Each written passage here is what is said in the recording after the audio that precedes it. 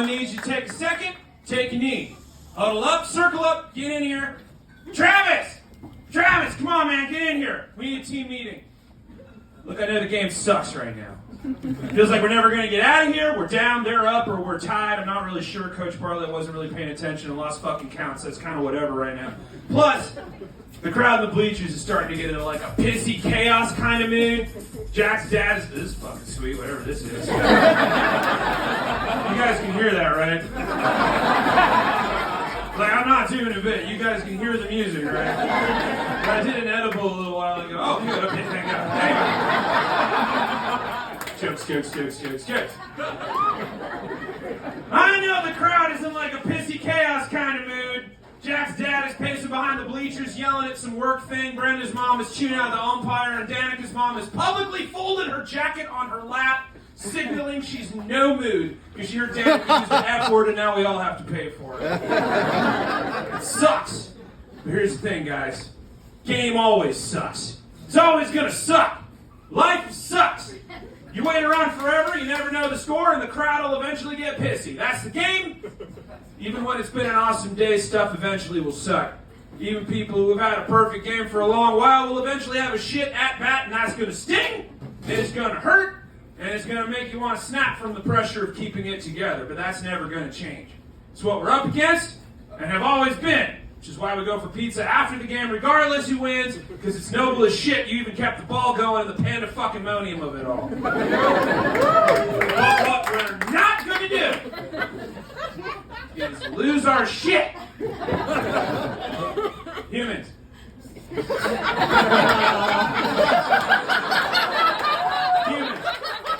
You gotta keep your shit. That's most important. Without your shit, you only got your knee-jerk reactions and your trust in your gut. And like, I don't know if you've been paying attention to what you've been putting in your guts lately, but I wouldn't trust it to do math right now. In the face of great suckage, not losing your shit is an act of great muscle control, Abraham Lincoln said probably, and he's right.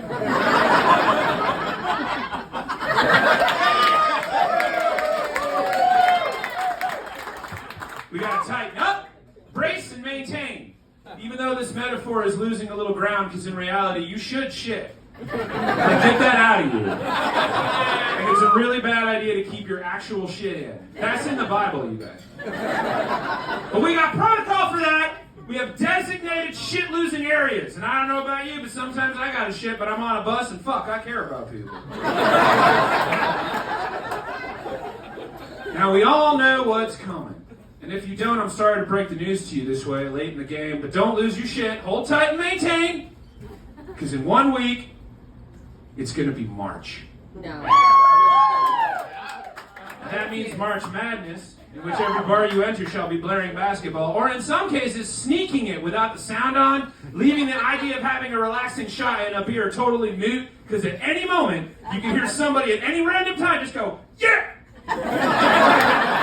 Scaring the piss out of your anxiety-smoked body, which is the reason you came to drink in the first place.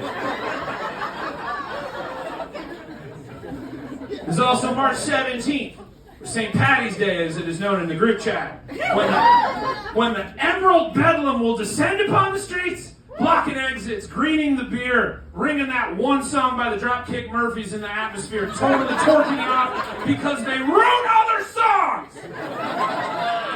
Nowhere is safe. But first and of course, March 12th, 2023, the 95th Annual Academy Awards. When your neck will cramp in a hellraiser level of pain from the amount of head nodding you'll be doing to everyone who has to tell you, yeah, I'm just not going to watch it this year. Only to then go off on Facebook, Insta, TikTok, and Twitter with hot takes that'll take months to cool. It is inevitable. It is coming.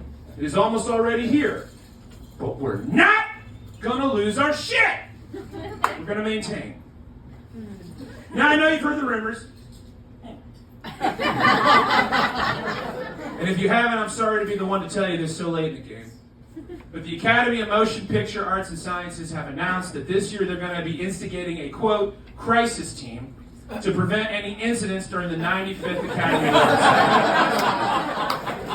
Now, turns out because last year Will Smith front pump face cracked Chris Rock live during the show. So Bill Kramer, CEO of the Academy, announced that the best course of action to prevent any such live scrimmages and tussles would be to create a crisis management team to, quote, run many scenarios so that they will be, quote, prepared for anything that we may not anticipate right now, but what we're planning for just in case it does happen. And while that statement is grammatically baffling, it is also stupid.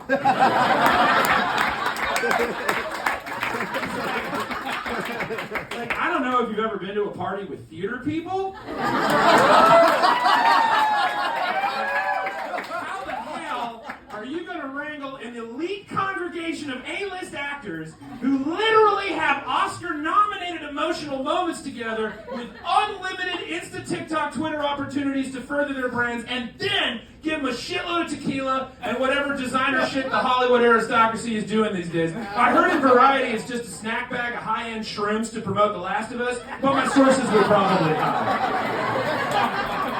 That's like house sitting for cats that have their own jets and do Molly whenever the fuck they want and have a team that says they can. Also, like, how do you anticipate what could possibly happen at the Oscars?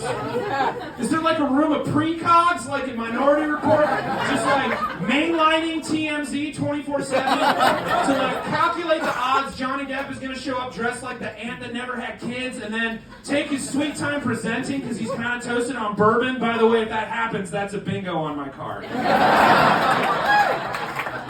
This is a high-end party for movie stars in Los Angeles. What is this crisis team gonna do? Rush the stage with a spray bottle of rose water and healing eucalyptus if things are looking like they might get hangry? It's the fucking Oscars. It's the land of Adele Dazeem, Flashers, James Franco. That one time La La Land tried to steal Best Picture. It's chaos by design, and it's why we watch.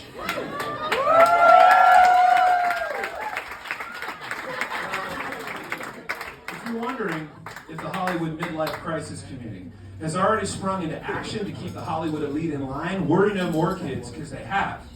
Recently, with the announcement of Andrea Riseborough's nomination for Best Actress for her work in the low-budget drama To Leslie, the Hollywood Five Squad held an emergency meeting to determine if there was any shenanigans going on, because that film only made $27,000 on its release, and it wasn't nominated for a Golden Globe or a SAG Award yet. After a vigorous social media campaign from the likes of Charlize Theron and Kate Winslet, to name a few, Andrea Riseborough made it to the nominations, and the Academy was a little tipped by this. It's kind of like how Tiffany was sitting with Amber and Danica at lunch yesterday, prompting Gina and Sky to wonder, what the fuck? She doesn't even go here.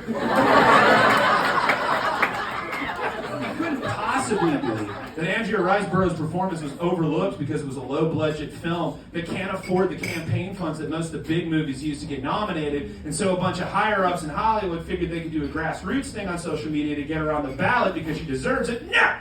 It's gotta be something sinister.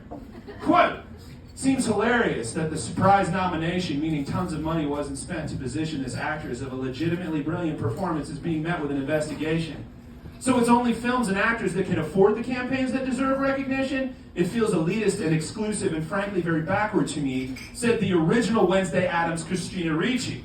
And if Christina Ricci is coming forward to say some shit, you know it is sus, because she built a career being the queen of the unimpressed and uninterested, running so Aubrey Plaza could walk.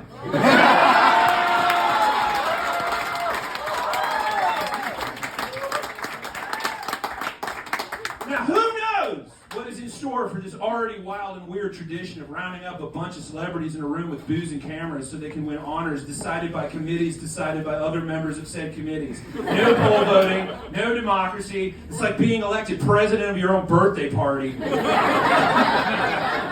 Who can anticipate what could go down? Certainly not whatever high-end robots they've no doubt paid for to calculate the odds of Lenny Kravitz showing up or his decoy pile of scarves or whatever. What this crisis management team is fucking doing. One thing we know so far is that they have earned the nickname, the quote, Oscar Cops.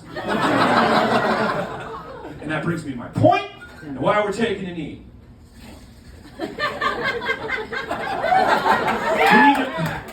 We need to maintain. Over-policing is a sign of panic. And panic is a sign you've lost your shit.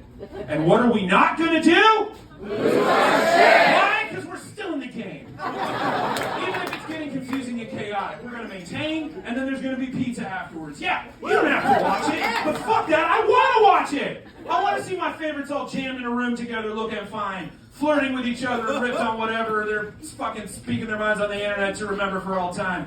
That's the game, and I came to play. I'm not backing down. I'm doubling down. I'm going to watch the Oscars this year. I'm going to watch the Oscars this year, and I'm going to review them. And I'm going to speak my mind. I'm going to hashtag the fuck out of the Oscar cops. Let them know how dumb as fuck this whole thing is. Because Hollywood uses the internet like its own personal suggestion box. And I'm going to stuff it. And before we go back out there, it's customary to have a brief prayer.